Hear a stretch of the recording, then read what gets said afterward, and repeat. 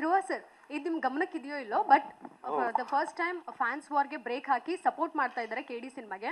ಅಂದ್ರೆ ವಿಷ್ಣುವರ್ಧನ್ ಸರ್ ಇರಬಹುದು, ದರ್ಶನ್ ಸರ್ ಹಾಗೂ ಅಪ್ಪು ಸರ್ ಫ್ಯಾನ್ಸ್ 3 ಜನ ಸೇರ್ಕೊಂಡು KD ಸೆಲೆಬ್ರೇಷನ್ ಅಂದ್ರೆ 350 ಟಿಕೆಟ್ಗಳನ್ನ ಈಗಾಗಲೇ ನಿಮ್ಮ ಅಭಿಮಾನಿ ಒಬ್ರು ಖರೀದಿಸಿದ್ದಾರೆ. ಸೊ 4 ಜನ ಫ್ಯಾನ್ಸ್, ಸ್ಟಾರ್ ಫ್ಯಾನ್ಸ್ ಸೇರ್ಕೊಂಡು ಈ ಸಿನಿಮಾವನ್ನ ವೆಲ್ಕಮ್ ಮಾಡೋದಕ್ಕೆ ರೆಡಿ ಮಾಡ್ಕೊತಾ ಇದ್ದಾರೆ, ಅಂದ್ರೆ ನಿರ್ಧಾರ ಕೂಡ ಮಾಡಿದ್ದಾರೆ. ಏನ್ ಹೇಳ್ತೀರಾ ಈ ಒಂದು ಫ್ಯಾನ್ಸ್ ವಾರ್ಗೆಲ್ಲ ಬ್ರೇಕ್ ಹಾಕಿ ಎಲ್ಲ ಒಟ್ಟಾಗಿ ಸೆಲೆಬ್ರೇಟ್ ಮಾಡ್ತಾ ಇದ್ದಾರೆ ಒಂದು ಸಿನಿಮಾನ? ಖುಷಿ ಆಗುತ್ತೆ ಮೇಡಮ್. ಅಂದರೆ ಎಲ್ಲ ನೀವು ಹೇಳ್ದಂಥ ಎಲ್ಲ ಸೀನಿಯರ್ ಆ್ಯಕ್ಟರ್ಸು ಫ್ಯಾನ್ಸು ಒಂದು ಸಿನಿಮಾ ನೋಡ್ತಾ ಇದ್ದಾರೆ ಅನ್ನೋದು ಖುಷಿ ವಿಚಾರ. ಇನ್ನೊಂದು ಕ್ವೆಶ್ಚನ್ ಏನು ಮೇಡಮ್? ಫ್ಯಾನ್ಸ್ ವಾರ್ ಅನ್ನುವಂಥದ್ದು ಯಾವಾಗಲೂ ಸಿನಿಮಾ ರಿಲೀಸ್ ಆದಾಗ, ದೊಡ್ಡ ಸ್ಟಾರ್ ಸಿನಿಮಾಗಳು ರಿಲೀಸ್ ಆದಾಗ ಬಂದೇ ಬರ್ತಿತ್ತು, ಅದರಲ್ಲೂ ಸಹ ನೀವು ಹಿಂದೆ ಫೇಸ್ ಮಾಡಿರುವಂಥದ್ದು. ಬಟ್ ಈಗ ಅವರೇ ಸಪೋರ್ಟ್ ಮಾಡ್ತಾ ಇರುವಂಥದ್ದು ಎಷ್ಟು ಖುಷಿ ಕೊಡುತ್ತೆ. ಒಂದು ಪಾಸಿಟಿವ್ ಒಂದು ಪಾಸಿಟಿವ್ ವೈಬ್ ಕಾಣಿಸ್ತಾ ಇದೆ ಸಿನಿಮಾ ರಿಲೀಸ್ಗೂ ಮೊದಲೇ. ತುಂಬಾ ಖುಷಿ ಆಗ್ತಾಯಿದೆ ಮೇಡಮ್. ನಾವು ಎಕ್ಸ್ಪೆಕ್ಟ್ ಮಾಡಿರಲಿಲ್ಲ, ನಿಜಕ್ಕೂ ತುಂಬಾ ಖುಷಿ ಆಗ್ತಾಯಿದೆ. ನಿಮ್ಮ ಮೂಲಕ ಎಲ್ರಿಗೂ ಥ್ಯಾಂಕ್ಸ್ ಹೇಳೋದಕ್ಕೆ ಇಷ್ಟಪಡ್ತೀನಿ madam. Genuinely thank you sir. Cinema ಟೈಟಲ್ಗೆ KD ಅಂತ ಫುಲ್ ಫಾರ್ಮ್ ಅಂತ ಕೇಳಿದಾಗ ಏನಾದ್ರು ಅರ್ಥ ಮಾಡ್ಕೋಬೋದು ಅಂತ ಸರ್ ಹೇಳಿದ್ರು. ಈಗ KD ಕಿಚ್ಚ ಮತ್ತೆ ಧ್ರುವ ಅಂತ ಕಾಂಬಿನೇಷನ್ ಅನ್ಕೋಬೋದಾ ಸರ್? ಜೊತೆ ಸಿನಿಮಾದಲ್ಲೊಂದು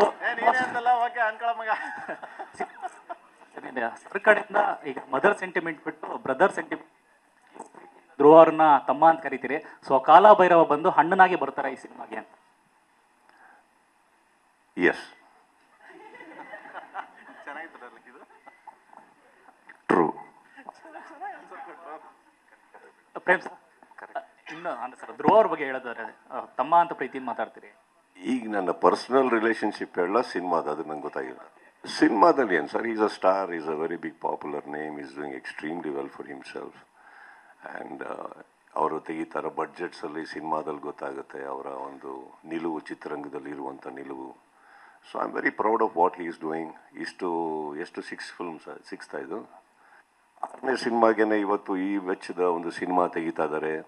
6ನೇ ಸಿನಿಮಾಗೆ ಈ ಬಡ್ಜೆಟಲ್ಲಿ ಒಂದು ಸಿನಿಮಾ ತೆಗಿತಾ ಇದ್ದಾರೆ ಅಂದಾಗ I think it is a great achievement. ಇಲ್ಲಿ ಅದನ್ನು ನೋಡಿದಾಗ I think we need heroes like that. We need ಈ ಥರ ಸಿನಿಮಾಗಳು ನಮ್ಮ ಚಿತ್ರರಂಗಕ್ಕೆ ಬೇಕು. ದುಡ್ಡು ಹಾಕುವಂಥ ಇಂಥ ನಿರ್ಮಾಪಕರು ಬೇಕು. ಇದನ್ನು ಸಪೋರ್ಟ್ ಮಾಡಿ ಒಳ್ಳೆ ರಿವ್ಯೂ ಬರೆಯುವಂಥ ನಿಮ್ಮಂಥ ಮಾಧ್ಯಮದವ್ರು ಬೇಕು. ಸೊ ಹೀಗಿರ್ಬೇಕಾದ್ರೆ ಇದೆಲ್ಲ ನಡೀತಾ ಇರುತ್ತೆ ಸರ್. ಸಹೋದರ ಅನ್ನೋದೇನಿದೆ, ನಾನು ಅವ್ರನ್ನ ಭಾಳ ಚಿಕ್ಕ ವಯಸ್ಸಿಂದ ನೋಡ್ಕೊಂಬಂದೀನಿ ಅವರಿಬ್ಬರನ್ನ. So my collaboration with them on a personal note is on a different level. So ಅವರು ನಾವು ಮಾತಾಡ್ಕೋತಾ ಇರ್ತೀವಿ, ಯಾವಾಗಲೂ ಮಾತಾಡ್ಕೋದು ಏನು ಮಾಡ್ತಾ ಇದ್ದೀರಾ ಹಾಗೆ ಅಂತ. ಸೊ ದಟ್ ಡಸಂಟ್ ಮೀನ್ ನಾವು ಯಾವತ್ತು ಭೇಟಿಯಾಗಿ ಅಲ್ಲಿ ಸೇರೋಣ ಇಲ್ಲಿ ಸೇರೋಣ. No, I don't think so. I respect his time, he respects my time. But ನಮ್ಮೆಲ್ಲರಿಗೂ ಒಂದು ಕರೆ ಮಾಡುವಷ್ಟು ಕಾಲ ಅಂತೂ ಎಲ್ಲರಿಗಿದೆ. ಕಾಲ ಭೈರವ. ಪ್ರೇಮ್ ಸರ್, ಇನ್ನೊಂದು ನಿಮ್ಮ ಸಿನಿಮಾಗಳಲ್ಲಿ, ಡೈರೆಕ್ಷನ್ ಸಿನಿಮಾಗಳಲ್ಲಿ ಬಹುತೇಕ ನಾಯಕರ ನೇಮ್ಗಳು ಸ್ಪಿರಿಚುವಲ್ ನೇಮ್ ಆಗಿರುತ್ತೆ. ಈಗ ರಾಮ, ಮಹಾದೇವ, ಮಾದೇಶ, ಕಾಲಭೈರವ, ಈ ಥರ. ಯಾಕೆ ಕಾರಣ ಏನು ಅಂತ? ಏನು ಹಳ್ಳಿಯಿಂದ ಬಂದನಲ್ವಾ ಸ್ವಲ್ಪ, ಅದರಿಂದ ಏನು ಐ ಥಿಂಕ್ ಸೊ. ಇದು ಬಿಟ್ಬಿಟ್ಟು ಒಂದು ಹೀರೋಗೆ ಮಚ್ಚು, ಇನ್ನೊಂದಿಗೆ ಕೊಚ್ಚು ಅಂತ ಹಿಡಿದ್ರೆ ನಾವು ಏನಾಗಬೇಕಿದೆ? ನಾವು ಒಳ್ಳೊಳ್ಳೆ ಹೆಸರು ಇಡ್ತಾ ಇದ್ದಾರೆ, ತಲೆ ಕೆಡಿಸ್ಬೇಡಿ ಸುಮ್ಮನೆ. ಇಮ್ಯಾಜಿನ್, ಮಚ್ ಬಂದ, ಚೂರಿ ಸಿಕ್ಕದ, ಅಲ್ಲಿ ಬ್ಲೇಡ್ ಬಂದ್ರು, ಇವ್ರ ಮಧ್ಯದಲ್ಲಿ ಒಂದು ಪ್ರೇಮ ಪ್ರಸಂಗ. ಯಾಕಪ್ಪ? ಇವರ ಪ್ರೀತಿಯಲ್ಲಿ ಮಳೆ ಹುಟ್ಟಿತು. ಸರಿ, ಇಲ್ಲಿ ಕಾಲಭೈರವ ಅಂತ ಹೇಳೋದು ಕಥಾನಾಯಕನಿಗೆ ಒಬ್ಬ ಮಾರ್ಗದರ್ಶಕ. ಸುದೀಪ್ ಸರ್, ನಿಮ್ಗೆ ಕಥಾನಾಯಕನಿಗೆ ಮಾರ್ಗದರ್ಶನ ಬರ್ತಾರೆ ಬಂದ ತಕ್ಷಣ ಕತೆ ಬದಲಾಗತ್ತಾ ಅಂತ ಎಲ್ಲಾದ್ರೂ ಪಾರ್ಟ್ 2 ಹಿಂಟ್ ಇಡೀ ಚಿತ್ರಕ್ಕೆ ಮಾರ್ಗದರ್ಶನ ಕೊಡೋದು ನಿರ್ದೇಶಕರು ಅಲ್ಲ ಸರ್. ಕಾಲಭೈರವನಾಗಿ KDಗೆ ನಾ ಹೇಳಿದೆ ಸರ್, KD ಪಾತ್ರಕ್ಕೆ ಮಾರ್ಗದರ್ಶಕನಾಗಿ ಕಾಲಭೈರವ ಬರ್ತಾರ, ಜೊತೆಗೆ ಪಾತ್ರದ ದಿಕ್ಕೇನಾದ್ರೂ ಬದಲಾಗತ್ತಾ? ಅದೇ ಉತ್ತರ ಕೊಡಕ್ಕೆ ಬಿಡ್ತಾ ಇಲ್ವೇ ನೀವು? ನಿಮ್ ಪ್ರಶ್ನೆ ನನಗೆ 5 ನಿಮಿಷದಿಂದ ಅರ್ಥ ಆಯ್ತು. ಚಿತ್ರಕ್ಕೆ ಮಾರ್ಗದರ್ಶನ ನಿರ್ದೇಶಕರು ಏನ್ ಹೇಳ್ತಾರೋ ಅದನ್ನ ಮಾಡ್ಕೊಂಡು ಹೋಗ್ಬೇಕು. ಕತೆ ಬರ್ದವ್ರು ಅವರು, ಪೋಣಿಸ್ಬೇಕಾದ್ರೆ ಅವರು. ನಾವು ಈ ಬುಟ್ಟಿ ಒಳಗಡೆ ಇರುವಂಥ ಹೂವುಗಳು ಇರ್ತಾವೆ ಗೊತ್ತಾ, ಪ್ರತಿ ಕಲಾವಿದರು, ತಂತ್ರಜ್ಞರು, ಬೇರೆ ಎಲ್ಲರೂ ನಾವು ಆ ಬುಟ್ಟಿ ಒಳಗಿರೋಂಥ ಚಿಕ್ಕ ಚಿಕ್ಕ ಹೂವು ಅಂದರೆ ಅದನ್ನು ಪೋಣಿಸಿ ಹಾರ ಮಾಡೋರೆ ನಿರ್ದೇಶಕರು.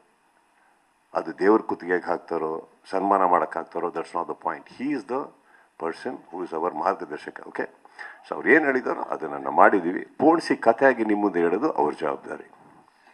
That's all. ಆ್ಯಂಡ್ ಮಾಡಿರೋ 3 ದಿನಕ್ಕೆ ಎಷ್ಟು ಪ್ರಶ್ನೆ ಕೇಳಲಿ ನಾನು ಅವ್ರಿಗೆ? ಆಮೇಲೆ ಯಾವತ್ತ ನಾವು ಇವಾಗ ಡಾರ್ಲಿಂಗ್ ಡಾರ್ಲಿಂಗ್ ಅಂತಿದ್ದಾರೆ, ಅವಾಗ ತಿರುಗ್ಬಿಟ್ಟತ್ತ ಅವರೇ ಕೇಳಲ್ಲ ನೀವೇನು ಡಾರ್ಲಿಂಗ್ ಸುಮ್ಮನೆ ಬಂದು ಹೋಗಿ ಏನ್ಬಿಟ್ರೆ. ಇವಾಗ ಗೌರವದಿಂದ ಮಾತಾಡ್ತಾ ಇದ್ದಾರೆ, ಕರೆದ್ರು ಥ್ಯಾಂಕ್ಸ್ ಬಂದರು, ನೆಕ್ಸ್ಟು ಬಾಳ ಗುರು ಎಷ್ಟು ಕೇಳ್ತಾರ ಅವರು ಕರೆದಿರೋ 3 ದಿನಕ್ಕೆ. ಚೆನ್ನಾಗಿದ್ದೀವಿ ನಾವು, right? I don't know much, ಕತೆ ಅವ್ರಿಗೆ ಗೊತ್ತು, ನನಗೆ ಈ 3 ದಿನ ಏನು ನಡೀತು ಅಷ್ಟೇ ಗೊತ್ತವ, ಬೇರೆ ಏನು ಗೊತ್ತಿಲ್ಲ ನನಗೆ. I don't know, see that's not even my concern. They wanted me, I am there. Correct correct. ಹಾಂ, ಅಡುಗೆಕ್ಕಾಗದೆ ಊಟಕ್ಕೆ ಕರೆದಾಗ ಊಟ ಮಾಡಬೇಕು, ಪ್ರೀತಿಯಿಂದ ಬಡಿಸಿರೋದನ್ನ ತೊಗೊಂಡೋಗಿ ಏನೇನು ಹಾಕಿದ್ರಿ, ಯಾರ್ಯಾರು ಅಡುಗೆ ಮಾಡಿದ್ರಿ, ಎಷ್ಟು ಹಾಕಿದ್ರಿ, ಮೆಣಸಿನ್ಕಾಯಿ ಅಷ್ಟೇ ನಮಗೆ ಯಾಕೆ ಹೇಳಿ, ಅದವ್ರ ಜವಾಬ್ದಾರಿ, ಅವ್ರು ಚೆನ್ನಾಗಿ ನೋಡ್ಕೊಂಡಿರ್ತಾರೆ. ಆ್ಯಂಡ್ ಇವರೆಲ್ಲರೂ ಅಂತಂಥ ಹೆಸರುಗಳು ಚಿತ್ರರಂಗದ್ದು, ಇವರೆಲ್ಲ ಸೇರಿದ್ಮೇಲೆ ಒಂದು ಒಳ್ಳೆ ಜವಾಬ್ದಾರಿಯಲ್ಲಿ ಒಂದು ಒಳ್ಳೆ ಸಿನಿಮಾ ಮಾಡಿರ್ತಾರೆ. ಅದಕ್ಕೆ ಖುಷಿಯಾಗಿ ಪ್ರೀತಿಯಿಂದ ಹೋಗ್ಬಿಟ್ಟು ಬರೋಣ ಅಲ್ವಾ? ನೀವು ಪ್ರಶ್ನೆ ಕೇಳ್ತೀರಾ, ಉತ್ತರನೇ ಕೇಳಿಸ್ಕೊಳ್ಳಲ್ಲ, ಇವ್ರು ಡಿಸ್ಟರ್ಬ್ ಮಾಡ್ತಾರೆ.